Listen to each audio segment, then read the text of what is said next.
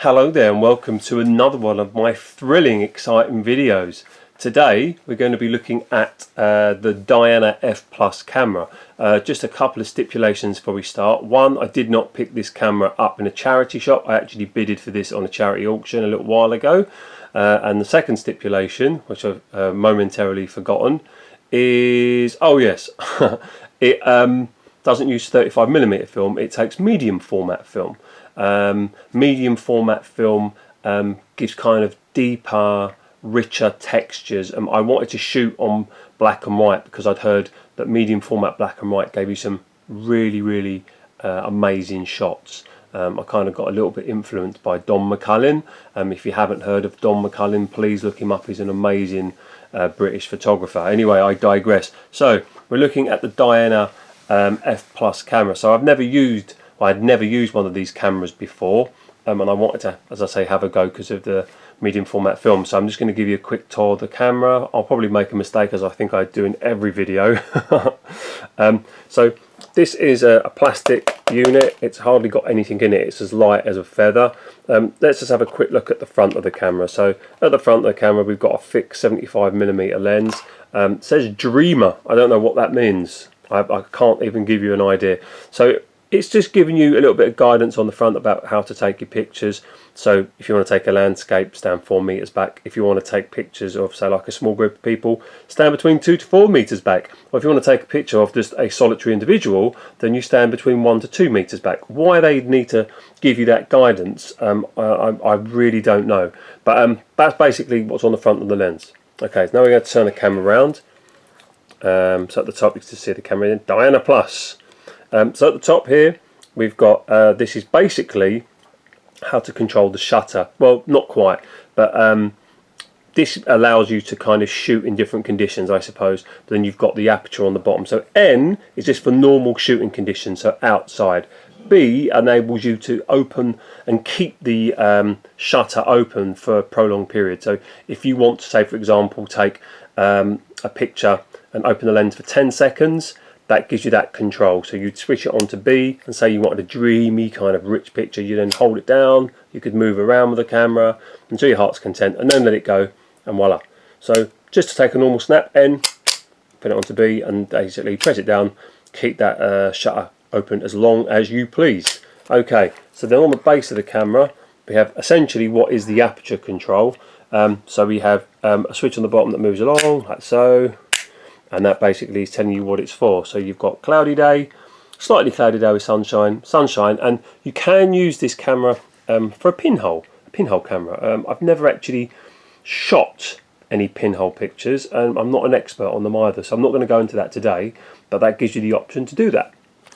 Okay, so on the back of the camera we have an area here which enables you to see through when you're winding the film on. Like the old school cameras, you can either set it to 12 setting or 16 setting, so you can take this will help you know when you're kind of like I'll start that all over again. This just basically enables you to take slightly different picture sizes, so your negatives will be slightly it'll extend the negative strip a little bit longer. I think you know what I mean, but I'll give you an example of where I went wrong, and that might allow you to understand a little bit better. So getting into the camera, a little click on the bottom here, this unit slides off.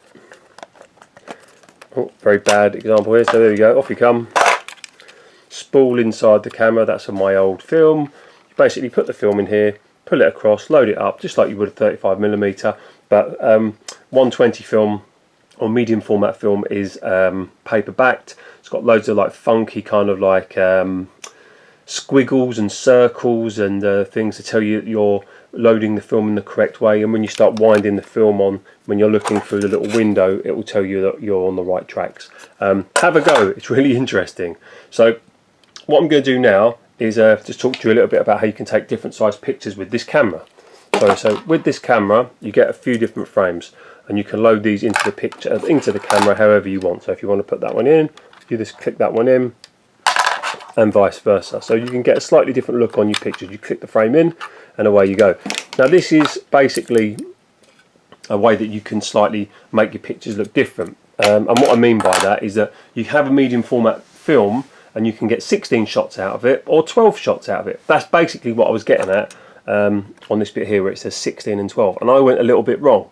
So it's my understanding now that once I'd loaded my film up, if I wanted to shoot and get 12 pictures, what I should have done was left the arrow pointing at 16. If I'm wrong, please correct me, but this is what I've been told. Because when I shot with it, I put it down onto 12, so I covered it up. And I kept shooting, and because I'd left the top open, I continued. Now I still don't quite understand this in my mind. If I wanted to take 12 shots, surely I'd stop at 12, but apparently you can continue going. So that I'm not quite sure about. But I've been reliably informed, and I'll read from the manual here. When you load up one of these, so you've got like the specifications are 12 large square shots, no frame mask, 12 shot setting. That's what I wanted.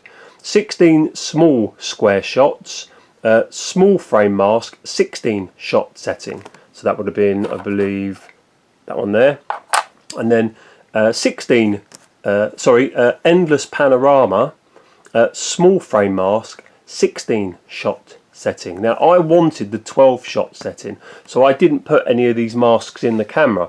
I only wanted 12 shots. Now I believe, as I said, when I'd loaded up, what I should have done was leave it here, and it's my understanding that it's supposed to tell me when my time is up. I think something's supposed to catch on the film, I'm not sure, but I messed up slightly. So when I had the film developed and processed, the negatives were bleeding into each other. There was overlap from the negatives. So what I'm going to do is I'm going to put this camera back together now, and then I'm going to show you the negatives and the pictures. Okay, so if you can see here, these are the negatives from the medium format film, and although I know it's difficult to judge it on film, these negatives are about, I suppose, about 2.5 size, maybe even 3 times the size of a normal negative. So you obviously get more detail in the shot. Now I'm just trying to find a good example, and then I'll show you before you can see the pictures on the end of this video. If I zoom into this one here, I've taken a picture of my friend sitting down in the pub, and then you'll see in the next shot I've got people sitting outside with a yard of ale. Now just around the middle here is when I'd run the negative on just a little bit too far. Now it's very hard to make out on the camera, but it's the picture was bled into the next picture, so the negatives would overlapped. So if we count here, if I've counted correctly, we've got 1, 2, 3, 4, 5, 6, 7, 8, 9, 10, 11, 12, 13, 14, 15, 16. And I only wanted 12. So I think if I put the film in and set it on the right setting, there must be a kind of catch that knows that you want a negative slightly larger or slightly smaller. Please tell me what's going on inside this camera to help me understand, because I'm still struggling to understand that. But essentially I got 16 shots, but I only wanted 12. So it still worked essentially, but because of my error there was slight overlap. So now I'm just going to grab a couple of pictures and show you. So I will put these pictures on the end of the film. So these are the pictures here. So if we see here, this is my friend in the pub, and if we just zoom in just a little bit, you'll see that he's sitting down, and there's a little table on the in the pub with his pint glass on it. So if we just zoom in, you can see that.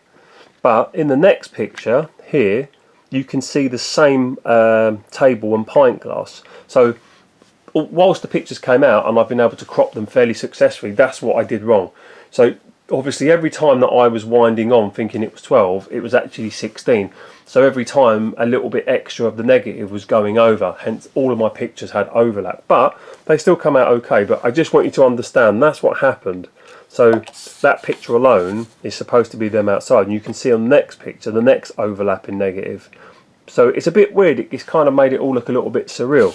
But those are the pictures. But to be fair, the pictures themselves I got done on matte, and they're really nice, and they come out better than what I expected, but I've got a lot to learn in regards to medium format photography. So that is the Diana F Plus Lomo camera.